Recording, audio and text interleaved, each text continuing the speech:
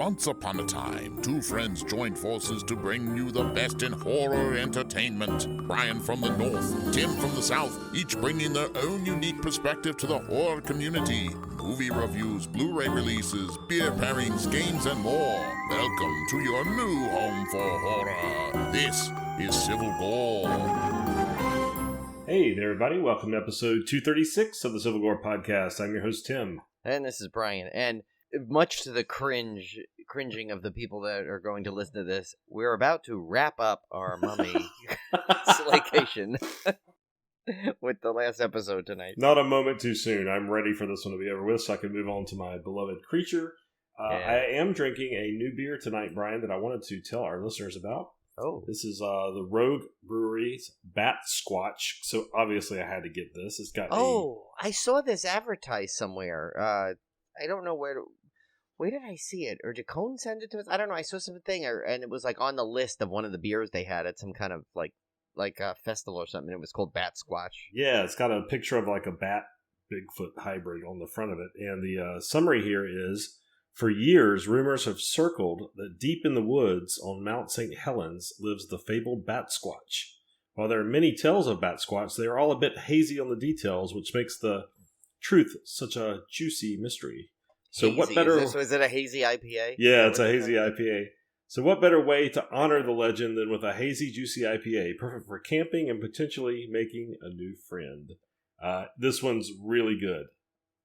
Definitely goes away from the bitterness of and pininess of a typical IPA. It's definitely more on the tropical side. So I would highly recommend this one. It's very, very, very smooth. Yeah, and then it's funny, Bat Squatch too. You know that is so going to be like either a sci-fi channel or Tubi movie in the near future. I'm sure that seems right up there, and that would have been a good a Tubi trap for Tim if that came out, because would have picked that one. But we got to get back into the Tubi trap once the SLAYCATION's over. Yeah, this SLAYCATION seems like this is like the never-ending SLAYCATION. Normally, like SLAYCATIONs are supposed to be fun, but yet no, not that it's not been fun. It's just been long. It's just been an odd summer between work and actual vacations and stuff like that.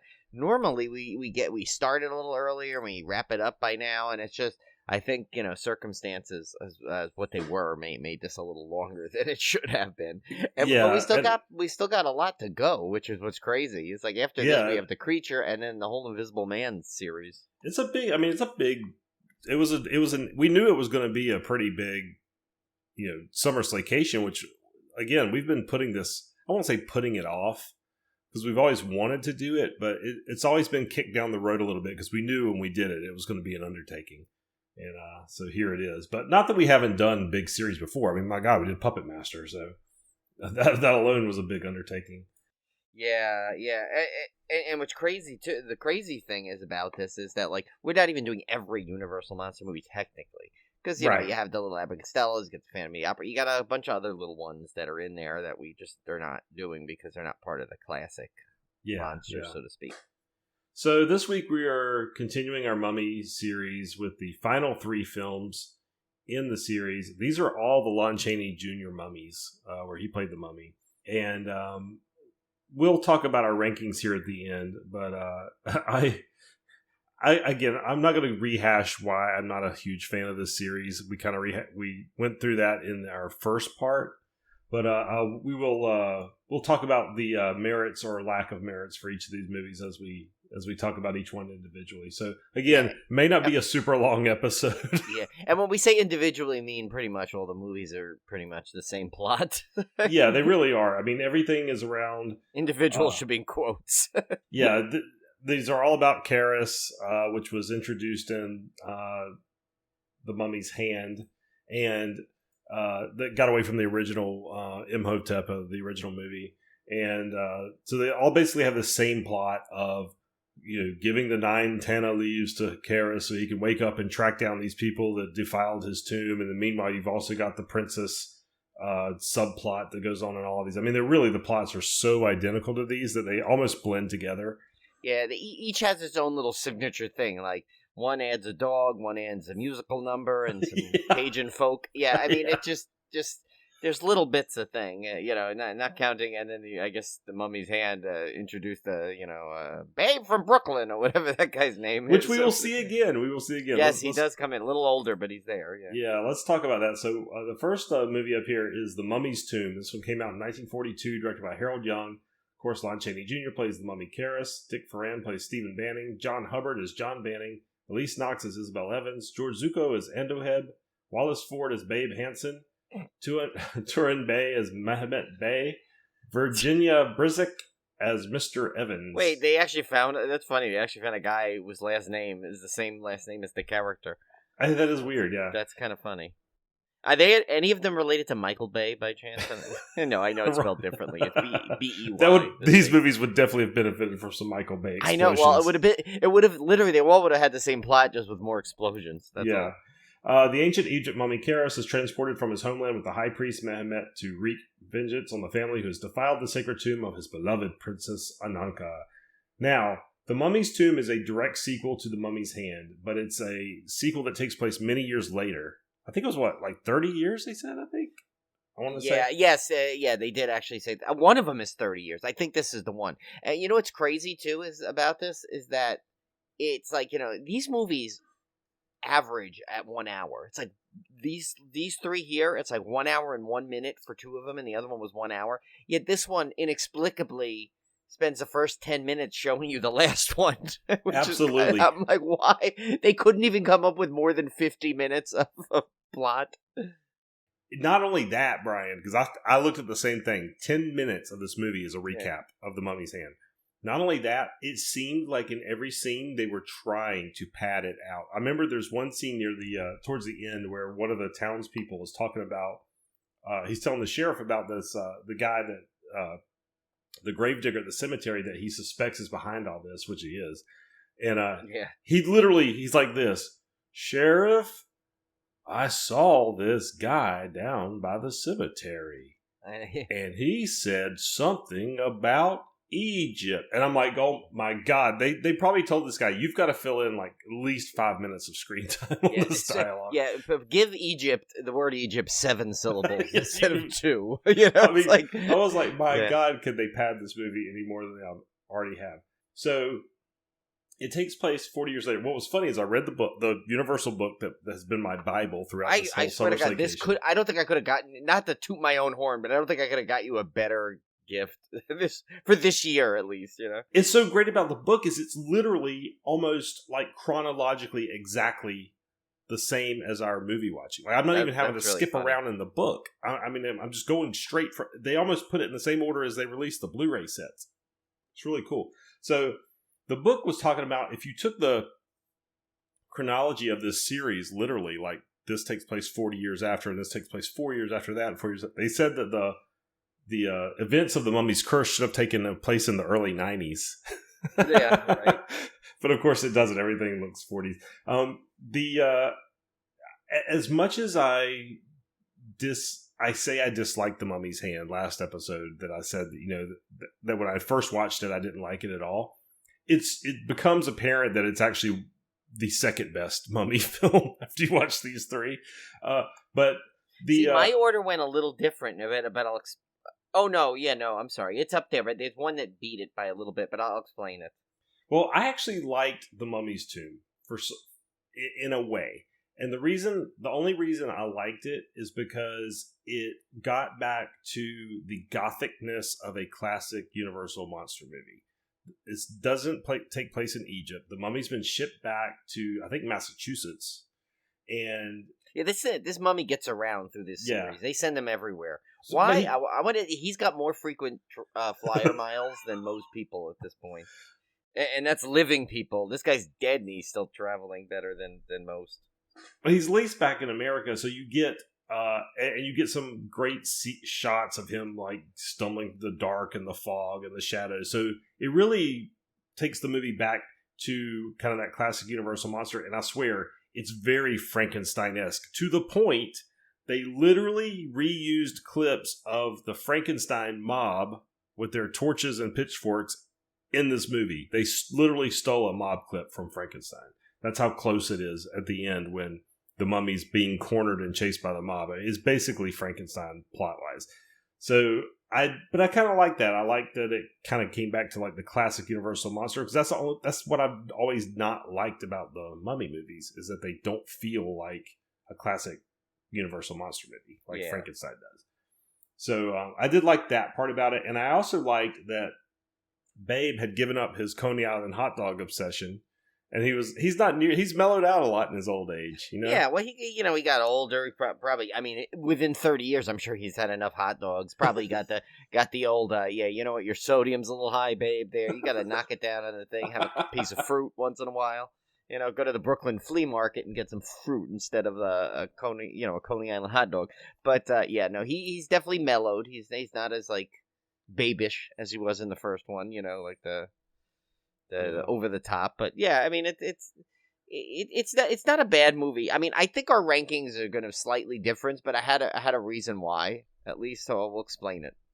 Okay, yeah, we'll have to get to that. So yeah, the Mummy's Tomb, it's definitely a oh man, I just slipped ahead to our rankings. Our rankings are way off.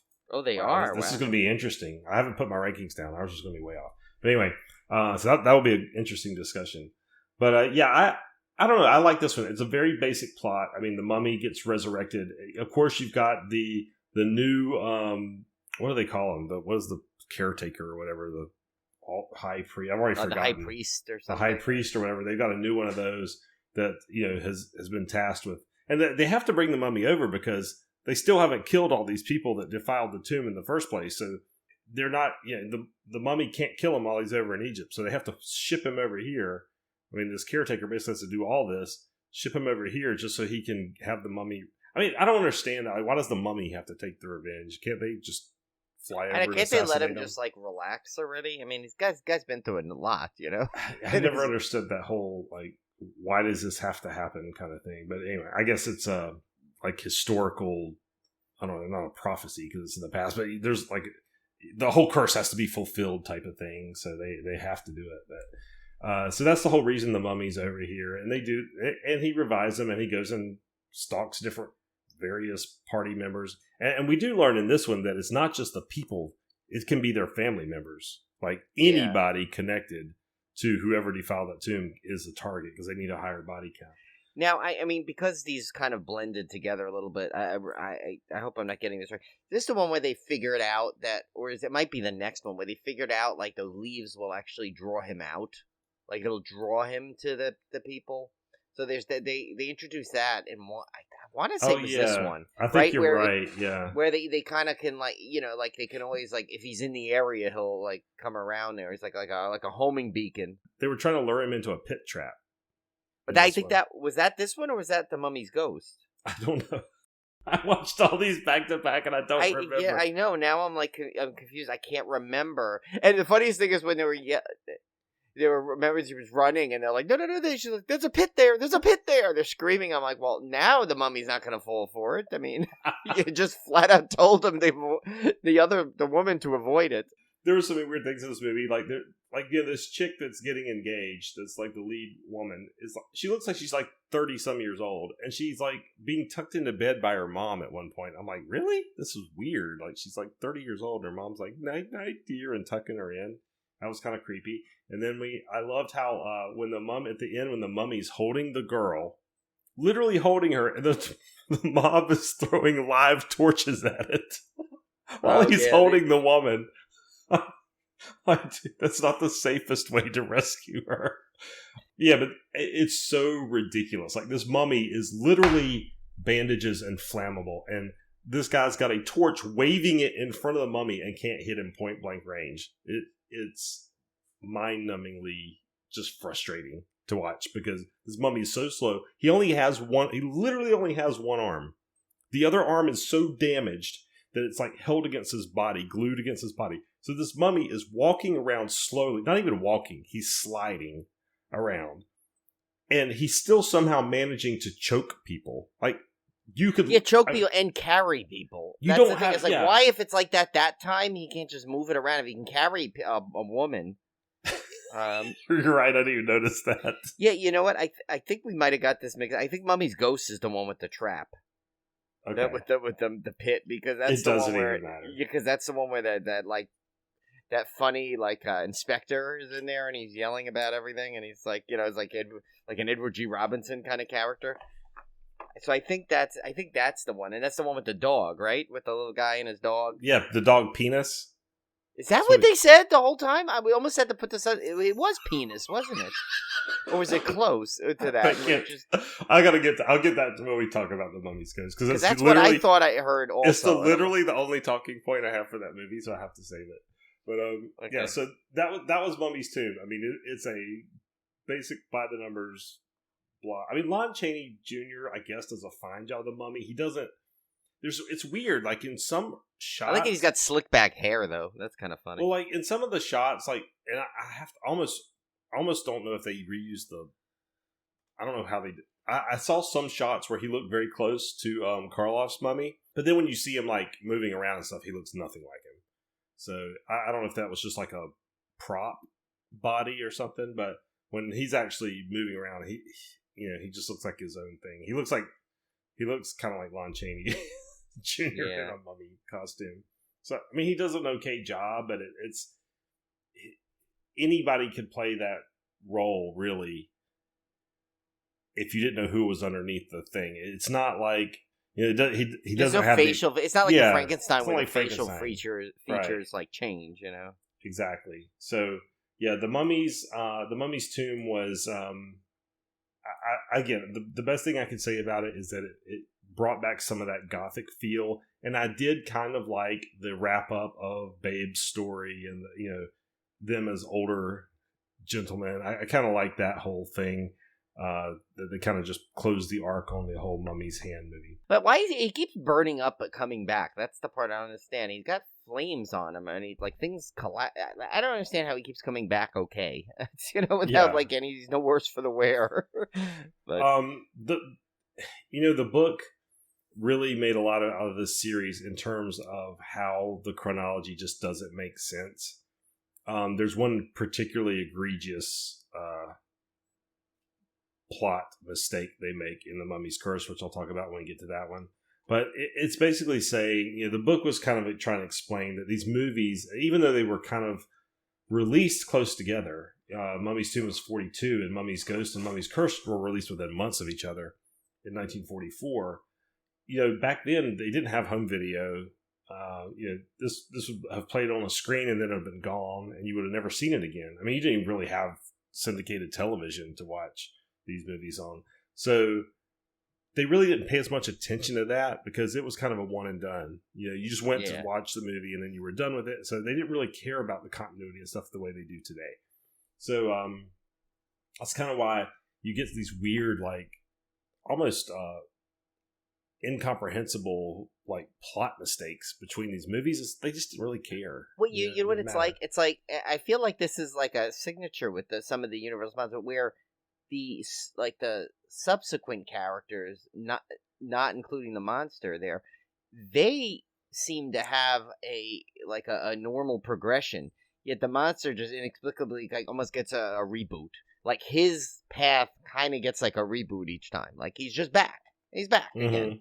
And right. And the storyline kind of will change according to that, but it's him again, always like coming out of the thing. Someone brings him to a place, leaves him there, and then they bring out the tea leaves or whatever.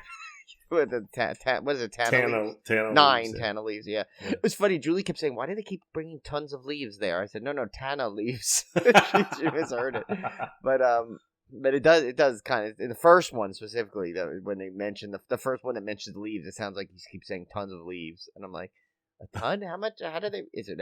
I know it's not like a weight ton, So they're meaning like they must mean like it's just like, oh yeah, bring a ton of those, I mean, and they must have a ton of them because they always seem to have plenty at hand. Even though it's an extinct flower, it's an extinct plant, doesn't grow anymore, and yet they seem to have a never-ending supply of this stuff. Yes, and I love how Universal does something interesting. I mean, they always seem to blend some of the mythos of each character into this. Like in this one, it's like, there's the botany element of this, and then the original like Werewolf of London, right? Had the botany element of it. Then this one has a thing where it's like almost like it's got the botany, and then it's got a new full moon twist to it, like the werewolf did. I don't know if that was like a joke because it was launch age. I don't know. Well, that's true. Yeah. But yeah, then if it's like it's not only has the 9 leaves, but he's got to drink it when he does the thing. And I love how like they can't get this guy a cup. They got to give him in like the little ladle each time, like he's drinking soup. But still, it's yeah, there's a lot. It's not as bad as when he was licking it off the floor. Oh yeah, and that little path when it's like going through, and he's like,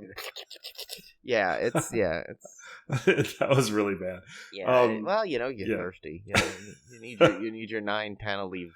I'm so sorry. It's hard for me to take this series seriously because I really don't like it. I wonder if Bigelow has ever produced that tea. Or imagine Celestial Seasonings with that, like with the Tannelly tea. In the back, it's like, you ever have one of those days when you're wrapped up in life? When Mummy's just tired. Yeah, Mummy's had a long day at work with the kid. You can't find your significant other because you just can't spend the time. Well, try some of our lovely Celestial Seasonings 9-leaf Tana's tea.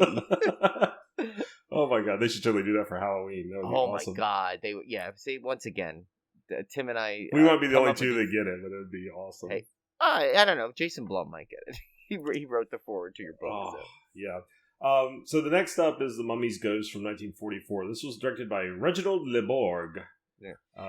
I'm going to say right off the bat, I actually really had fun with this one. Probably because of the dog, but anyway, and the guy kept falling. But anyway, we'll get on to that point in a second. So this one stars Lon Chaney Jr. as Karras, John Carradine as Yusuf Bey, Robert Lowry as Tom Hervey, Ramsey Ames as Amina, Baron McLean as Inspector Walgreen, not of the pharmacy chain.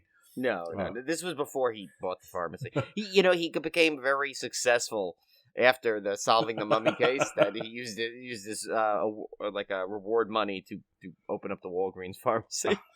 George Zucco as High Priest, Frank Riker as Professor Norman. Karras the Mummy is given a sacred potion that grants him eternal life to search for his lost love, Princess Ananka, despite the unending curse that haunts him. If that sounds familiar, it is, because it's basically the same plot. Yeah. The book did a much better job of explaining the plot in a way that it did not sound like the plot of The Mummy's Tomb. But to me, while watching it, it felt like it was the exact same plot.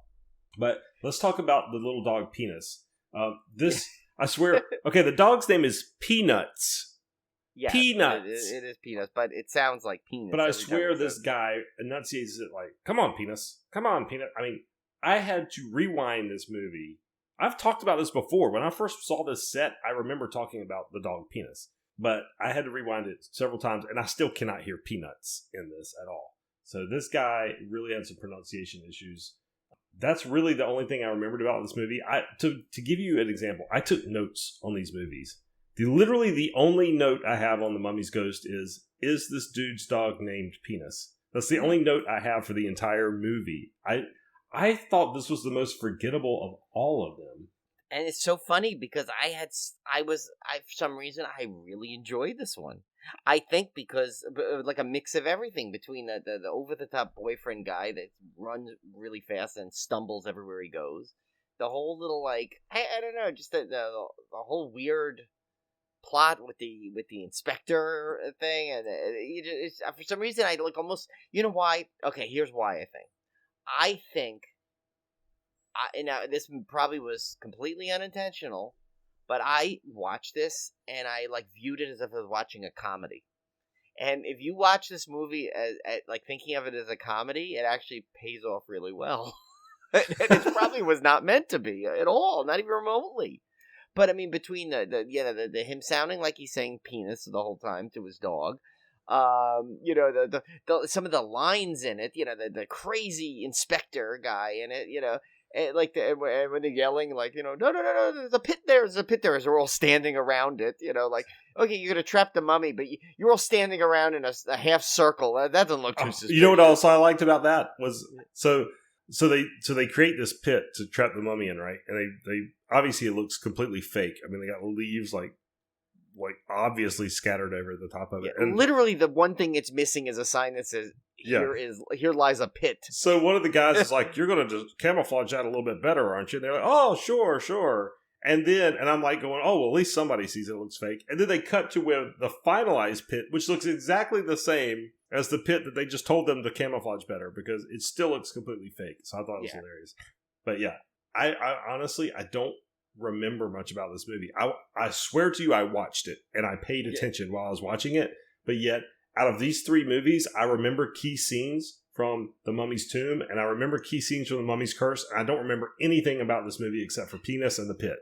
Yeah, that's a spinoff.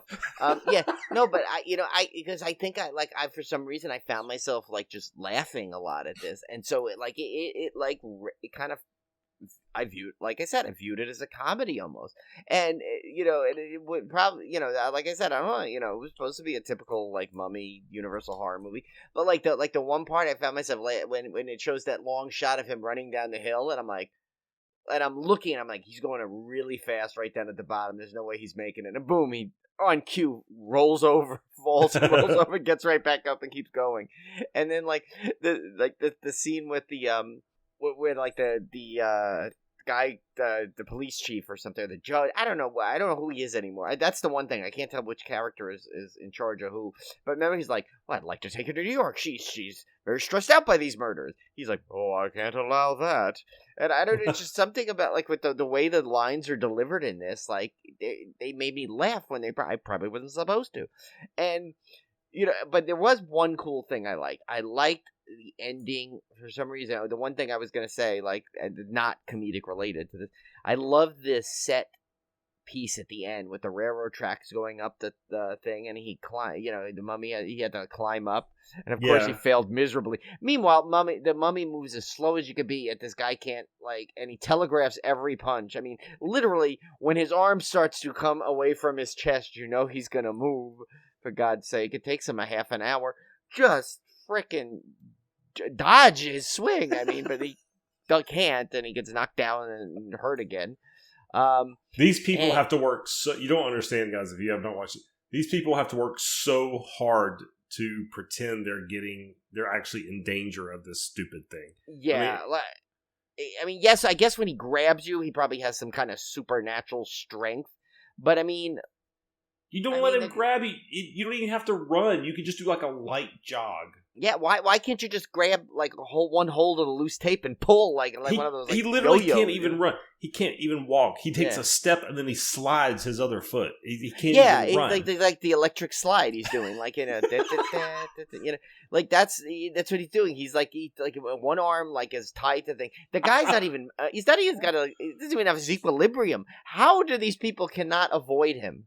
And they always do that thing because and this is not to sound sexist, but this is the way they did this at the time. The men would always charge at him and overcharge and kind of get missed and go off balance, and I guess he gets hand. The women always stop to do that. And scream with both arms. Oh my god! Yeah, they would freeze the freeze scream. They're like 6 feet away from him, and they're frozen in terror as he just advances as slowly as possible. Literally, like the slide, and and it's like, and you figure wouldn't by now that's the foot that's sliding literally have no bandage left, be like an exposed foot. I mean, but it's weird. It's like he's like almost like his bandages never disintegrate, and whatever he goes try, and I don't think that when they send him first class. He probably travels in it like that tomb thing, but yeah, no, and here's the other thing I liked about this one. I liked how this one ended on like a really in a loss. It was like a dark ending if you think about it. The guy, like the love of his life, he sees literally get walked into the swamp inexplicably. But why the swamp? Why? Where is the connection with the swamp? I don't know. There's swamps in Massachusetts. They're everywhere. Yeah, swamps and pits and penis dogs. But I want to know. I want to know why though. Why he walked into the swamp with her? I don't get it. But I liked the fact that that's how it ended. It ended dark, and it he goes in, and this was Hollywood. Like today, you would have went in, and then right at the last minute, the girl's hand would have come up and said help, and then the guy would have came and pulled her out. And well, I mean, I did like the swamp ending was at least more believable than him being set on fire and then just magically coming back. Because if you put him in a swamp, then that's a good way for him to be resurrected. That sounds at least somewhat believable because he could be preserved under the swamp. Yeah. Which he is in the Mummy's Curse when we get to the Mummy's Curse, which I guess we can talk about. And that's what it kind of needs. And even though this is, and I think this takes place like 10 years later, they say.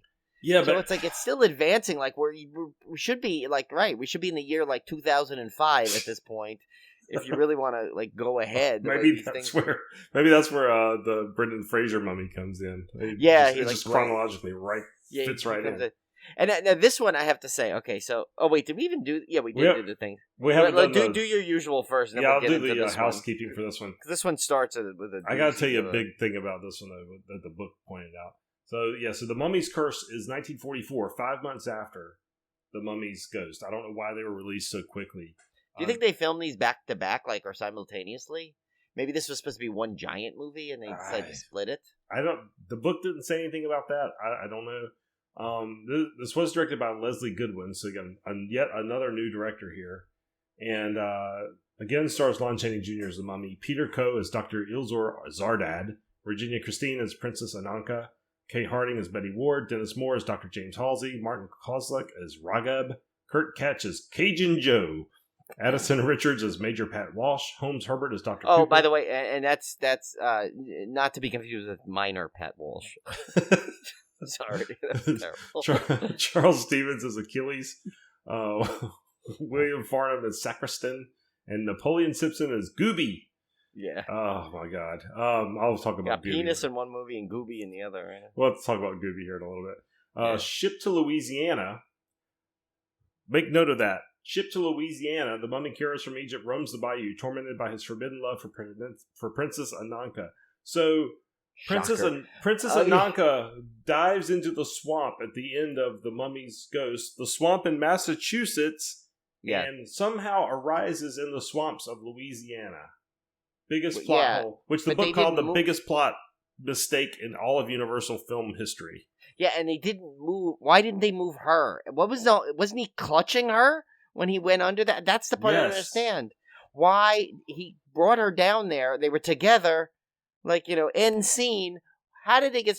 Why would they split them up again? There's no continuity here at all. Like the book even points out, this was just like, even for Universal, was like an egregious lack of continuity between these two movies, especially for them coming out so close together. I mean, it doesn't make any sense whatsoever.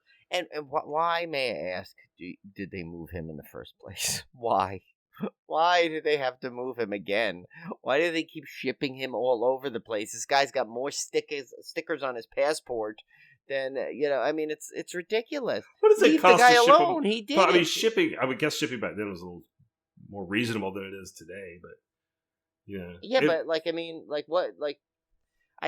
is, but I mean, they ship them in that big thing. If they shipped the Mummy today and it was Amazon, they just stick them in a bag and throw them in the mailbox. Oh yeah. That's a note that Tim and I have been discussing that because we both had Amazon. I mean, I told my Amazon issues from the past year. Amazon shipped me a record album today in a plain bag. Oh. No, I mean, you can't ship a record. It was beat all to hell. You can't do that, guys. I mean, come on. No, literally, Amazon's philosophy is, this fits. Okay, ship it.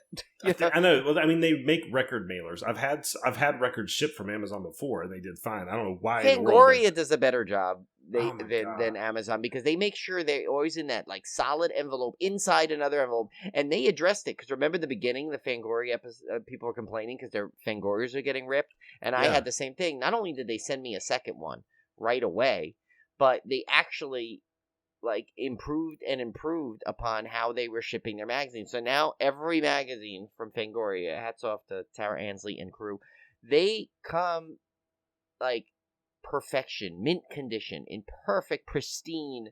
The spine is perfect. Everything comes perfect because they know how to ship it. Now you figure that is one small company that ships one magazine. And they still manage to come up with a better shipping system than Amazon, which whole thing is shipping. Well, they ship everything. I return it because Amazon offers free returns. So you just drop it off at UPS. You don't have to repackage it. Yeah. You just throw it in their little bag, which is I like that. I do like that. Yeah. That if it's damaged because their packaging damaged it, I will return it every single time. I don't care. I'm going to make them pay for the shipping back every single time. Because it's ridiculous that. Yeah, you should, because you know what, you know, it's like, like, okay, some people, some things you order from Amazon, all right, who cares if the box is a little dented as long as the thing works? Hey, you get like an adapter, something that doesn't matter.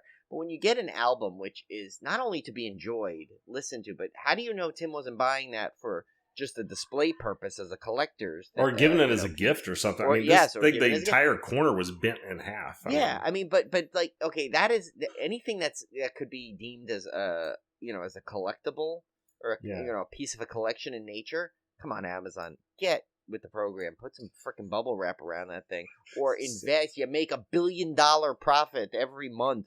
Can you not invest in a special box for albums if you're going to sell them? We say all we say all this to say that the Mummy would have definitely been damaged in transit had it been yes, I know. As once talk about going off on a tangent. But yes, the Mummy would have never. If Amazon shipped the Mummy, he would have probably not even ended up in the right place. He might have ended up back in the swamp anyway, a different swamp, but altogether. But now here's the thing: since he was getting shipped in from the swamp. Did it come Amazon slime or did it? That was terrible. That's pretty bad. Oh, I haven't fired you in a while, Brian, but I'm going to let you slide. Yeah, I know. I think you know why? Because like that shows how bad that joke was, that it outbatted the Mummy movie here. But yeah. But anyway, okay. So yeah. Well, he gets shipped over, and they split them up yet again. So he has one more time. He's gonna bring out those they're running out of the Tana leaves. I'll tell you, because I mean. Why, like, that's the point. Like, why have to waste it there? Make it so that, just in case he got, because there's this whole subplot going on, and they're going to dredge the swamp anyway, and they wanted to get him before, I guess, that happened. So, yeah. And it opens up with, like any good Mummy movie should be, with a giant, rousing Cajun bar sing-along. I mean, right? I mean, love that. I thought I might have oh my God, Universal gave me the wrong disc. They gave me Oliver or Sweeney, or is this Sweeney Todd? What is going on? There's a woman singing in the bar, jumping on tables. What the heck is going on here? I said, is this the Mummy movie? And then, then finally you get the all the Cajun folk there, I guess, talking about. I will say, at least it was a different setting. I liked that it was the Cajun folk, and it had some different personalities, and it kind of a different setting. More believable that the swamps were in Louisiana, not Massachusetts. But I loved one part of this movie, and that was the female mummy rising from the swamp. Yeah, that was cool. Super cool. It was awesome. So Princess Ananka basically rises from the swamp, and there's a great kind of extended sequence where she's coming out of the mud, which had to have been just a pain in the ass to film. But I thought she did a fantastic job. It was really creepy. It was really well done. Yes, and they made her look really weird looking, and she's actually a stunningly gorgeous woman. Yeah. When you see her when she's not muddy. Well, I kind of wish they had kept her. I mean, she quickly kind of basically regenerates back to normal human looking. But I almost wish they had kept her that creepy, because like a female creepy mummy like that would have been super cool. And it was super cool for the little bit that she's in that form. And aren't they due for like the mummy's wife or something? Yeah, I mean, I know they did the female mummy and the new mummy that I haven't even seen yet, the Tom Cruise one. I haven't seen that Sophia Boutella. Yeah, but I like the concept of a female mummy. I thought it was super cool seeing it in this movie, and that's actually why this movie got bumped up a little bit on my list than some of the others, because of that one scene. There's, again, the rest of it is typically kind of about the same. Where now I will say, I'll give you another thing I liked about this movie. This one has a lot of mummy in it. There's a lot of mummy action in this one compared to the other films. Not only just from the female mummy coming out of the swamp, but the actual Lon Chaney mummy. He actually has quite a bit to do in this one, which I thought was pretty good. Yeah, but it's still kind of the same plot. It's kind of the same slow mummy action. It's got the woman screaming pose. Yeah, but she actually, this one does a swing at least, right? She tries weakly to swing. Weekly, but yeah. So I take it back. But the other one screams.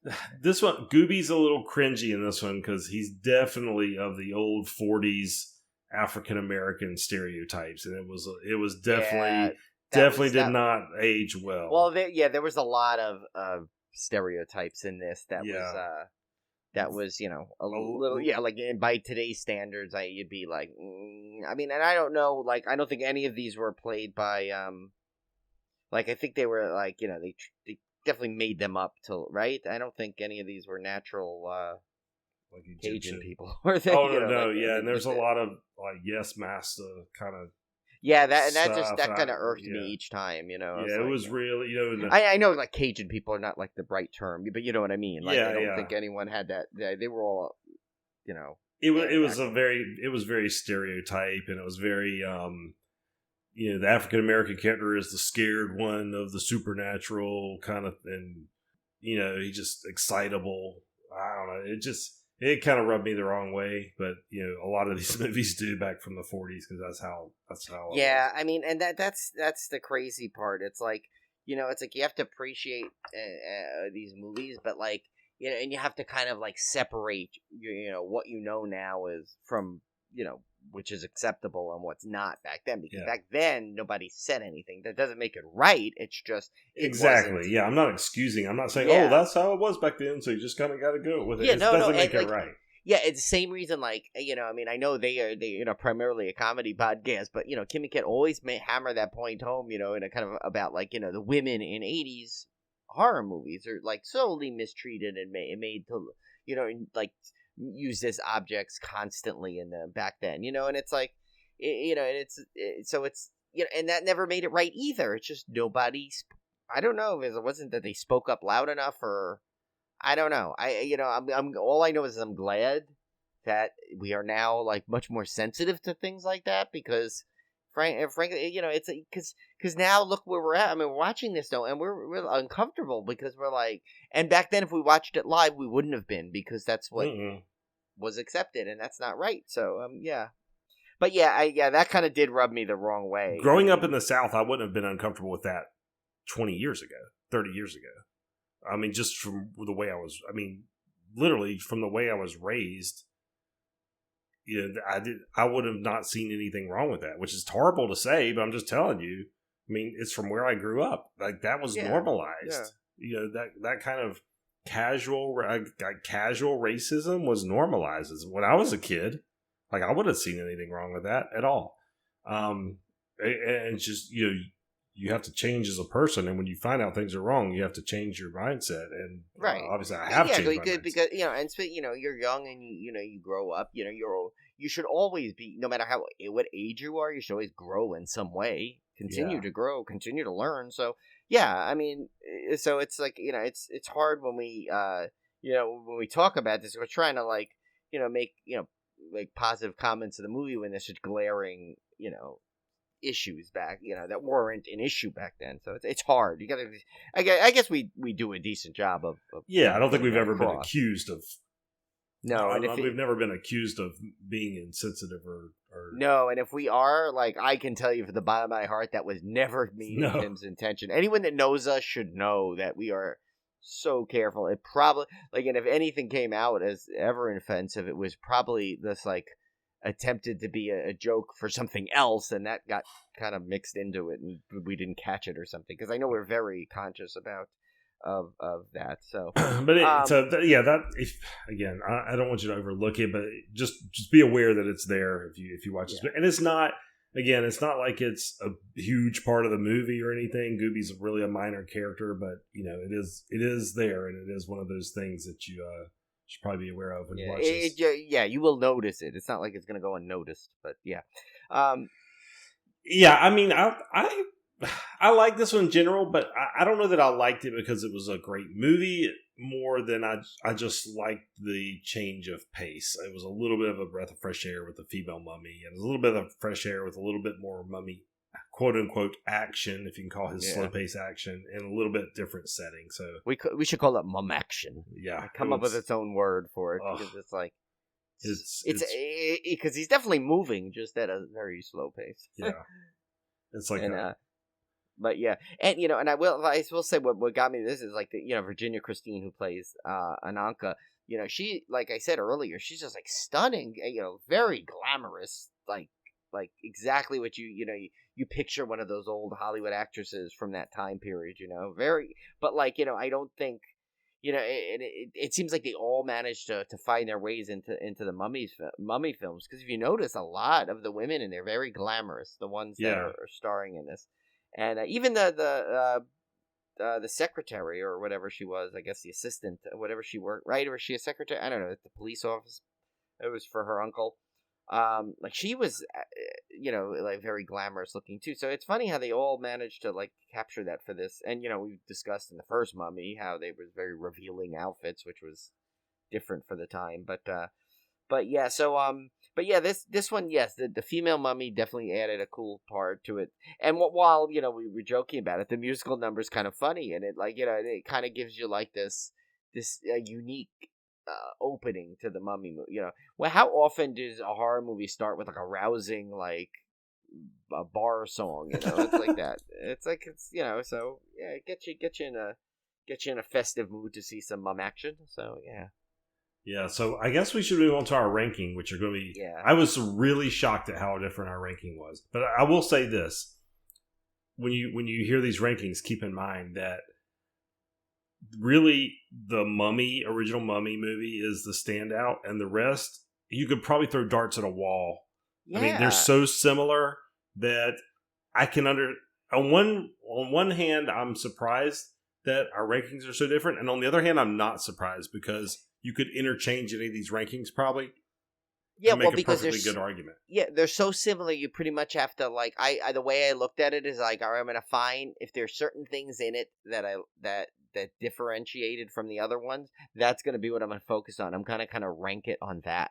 And I will tell you, that's why I got where I was. The book had a ranking, not like an official ranking, but it pointed out that in the book they thought The Mummy's Curse was arguably the best of the Lon Chaney Jr. Mummy movies, which is the 3 that we're covering tonight. So they thought Curse was the best.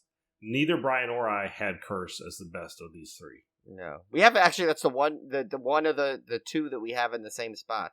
Yeah. So I guess we'll start covering. Yeah. We'll start from the bottom. Well, we'll start top down or bottom. We'll probably bottom up, I guess. Yeah. So for me, number 5, and again, this is way different than Brian, is I had The Mummy's Ghost, only because it was so forgettable for me. I don't know if it was just the frame of mind I was in when I was watching these, but like I said, I watched all these back to back, so I was in the same frame of mind through all of them.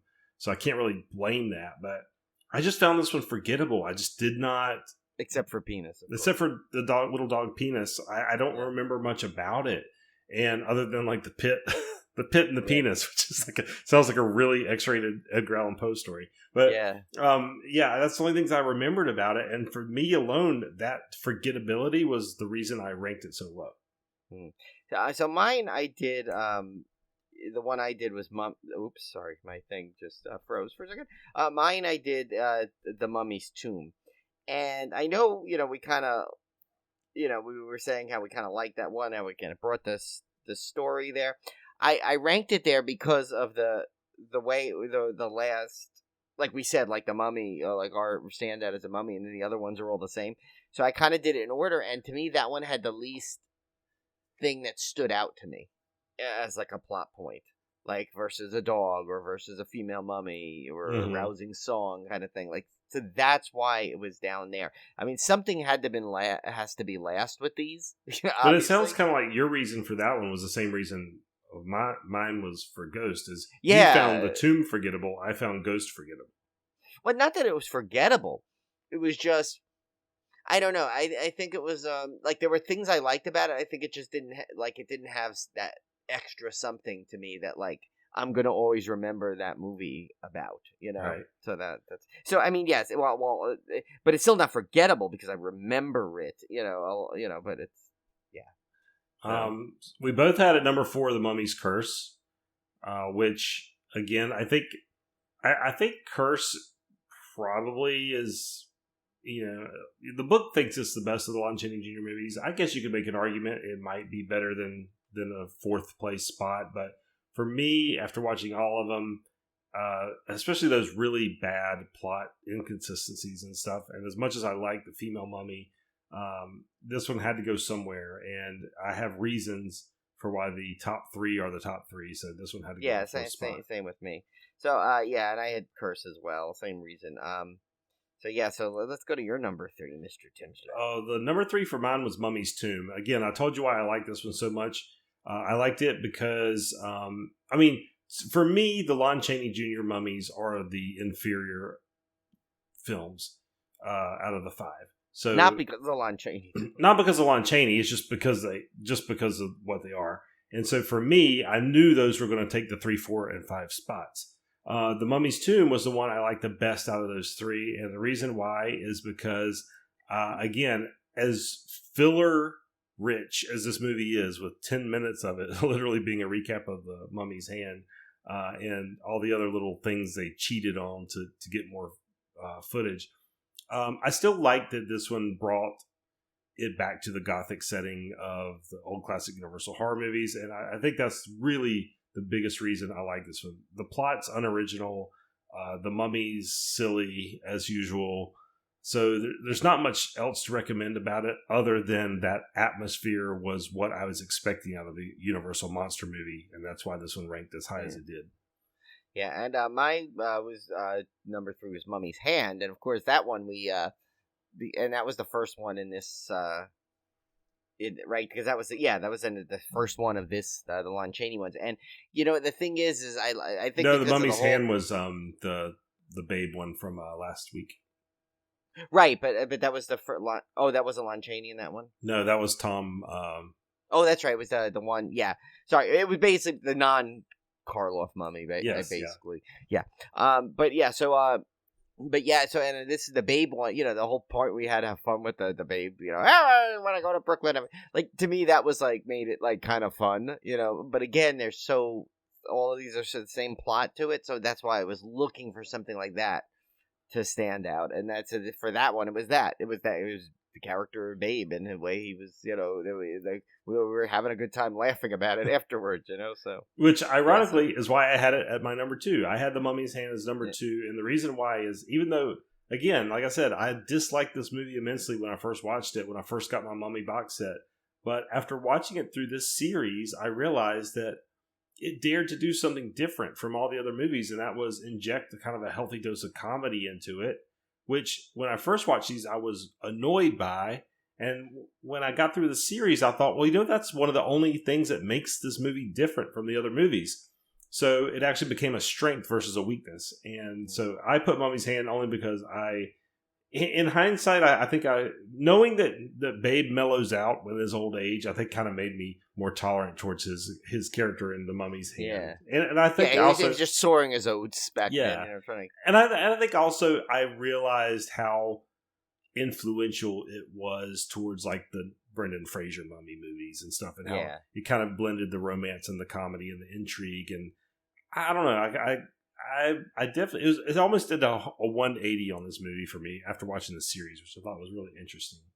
Yeah, and actually, Babe never really got to sow his oats in that, did he? He never got the poopsie. Yeah, he never got poopsie. So I take that back.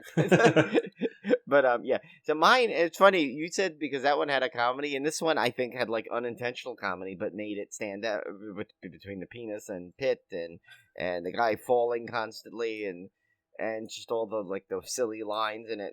That's why Mummies goes to me, because that was the one I had the most fun watching, I think.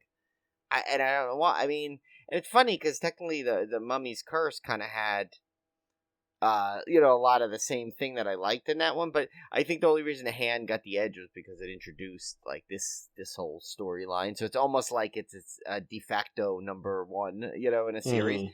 But it's funny, as like it was its place to lose, like as I always put things. And so, but that's why. In Mummy's Ghost, I thought I just had more fun watching it. So kind of bumped over it there. Yeah, and then it's no surprise that our number 1 pick was The Mummy, the original Boris Karloff. It's definitely the scariest of the mummies, even though you never really see him as a mummy except for one brief shot. I think the makeup was obviously the best out of all the Mummy movies. You had Boris Karloff in it as Ardith Bey, which was amazing, and it's a much more original and serious plot when it's the first one you've seen. So it feels fresh, it feels new as being the original. Everyone after this feels like some kind of knockoff. Yeah. And that's why it definitely deserves the number 1 spot. So I agree, and obviously Tim and I shared on that one. So it's kind of funny. It's a rare. I mean, I think the one we were off the most of ever. Usually we're always off by one. We like flip flop one or the other. I think other than the Final Destination ones, I think this might be the biggest one that we didn't have to match. But then again, there's 5, so yeah. But Mummies goes for you number 2 and mine number 5. That's a pretty big gap. That's unusual for us because we're usually. I think I did. I want to challenge you off the side. I know we have a lot of movies to watch. Watch Mummies Ghosts again if you have an hour. Because literally that's all you need. If you have an hour, watch it again, but go in the eyes of it as you're watching it as like a horror comedy. I might have and to see do if that. you change it, if you change your opinion at all. And like watch for the guy, like how he falls so many times and stuff like that. And watch for like little like the lines and the whole pit sequence again.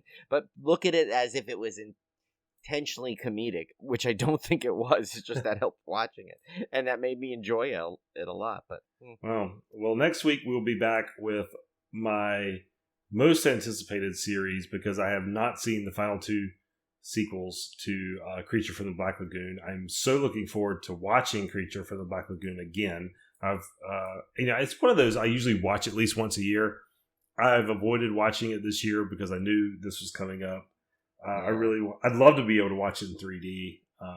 I've never seen it in 3D, but and I don't have a 3D TV, so I can't. But you have to go to Cone's house. He still has one. Yeah, unless I have to look. I wonder if they have this version on Vudu where you can watch it through the Oculus Quest. I don't think they have really many of the monster movies on streaming right now. Yeah, but I don't know. This would be really cool to see in 3D. But we're doing Creature from the Black Lagoon, Revenge of the Creature, and The Creature Walks Among Us. If you have not read Lady from the Black Lagoon, I need to read that. Which is, let me look it up real quick because you guys have got to read this book. Lady from the Black Lagoon, Hollywood Monsters and the Lost Legacy of Millicent Patrick. It's by Mallory O'Meara. Just utterly fantastic book. It's about the creator and designer of the Creature from the Black Lagoon costume. She never got the due she was really deserved because she unfortunately worked in a time when she was, women were not given the credit for things in the film industry. She was one of Disney's first female animators. I mean, fascinating woman, fascinating life. Mallory O'Meara really went all out tracking her because there was not a lot of information about her. Mallory O'Meara took it upon herself to really track down all these facts about her. And I mean, she even tracked down family members to talk to them about her. I mean, and she talks in a really casual way of how she, not only about, the life of this woman, but also how she went about her research. So it's almost like a book about writing the book at the same time. So I thought it was really fascinating, really, really good. I highly recommend it. So we will be back here next week. We'll do all 3 of those movies in one episode. And then we will be back with 2 episodes on the Invisible Man series. And then we will be done with Summer Slaycation and we'll be on to Haunt season, which I'm so excited about. Yes, Tim and I we'll talk more about it later on, but we have a trip planned to Busch Gardens, Howl-O-Scream. So we will definitely give you a lot of input on that. Hopefully that weekend, now that Tim can and Tim, you will have your actual our Civil War video editor on hand with us, so maybe we can even get a nice quick video edited up onto TikTok. That's right, YouTube, live from the event, because I hope so. Yeah, I really hope so, because your daughter will be there and she does our video editing for us. I always say we're gonna do videos, and I'll never do videos, but no, we got to do. And because I saw on the thing they said you're allowed to bring cameras in as long as there's no external additional lighting or on an extended selfie stick. So if I have like a little like mini tripod that I can just hold in my hand that just steadies the phone essentially, and we can like do that. So maybe we can catch a live Tim jump scare. Yeah, we should do that regardless. I mean, however it turns out, we'll just post it. Oh yeah. I'm gonna just boom, whatever. Record I'll give a plug for our YouTube channel. So I've uploaded my second video on the horror on vinyl series I'm doing. So bear with me. I'm not a video editor. I'm not a YouTuber. So I'm trying my best on these. But I did a video. You're doing a fine job, Tim. Thank you. I did a video on the Poltergeist soundtrack. So if you guys want to see me talking about the Poltergeist soundtrack on vinyl, go check that out on YouTube. Give us a like and subscribe just to help it out. I would love to do these videos. I'm not going to do them if nobody's watching them. So if you guys are watching them, please like and subscribe so I know that somebody's out there watching. Yeah, because I don't want to keep watching Tim over and over and over again just to get him about 10 likes so far. No, from different computers. Yeah, different. Yeah, totally different sign-ins and everything. But yeah, actually, I want to do I kind of want to do that series I was planning on. The Tales from the Monolith series, where I just put, I just randomly pick a horror Blu-ray off my shelf and just go over it. You totally need to do that, Brian. Yeah, I know. I mean, some could be boring because if it's not like a really cool special edition. But I have some really cool gems in that collection up there. So it'd be fun to pull one of those, and at random, and get to discuss it.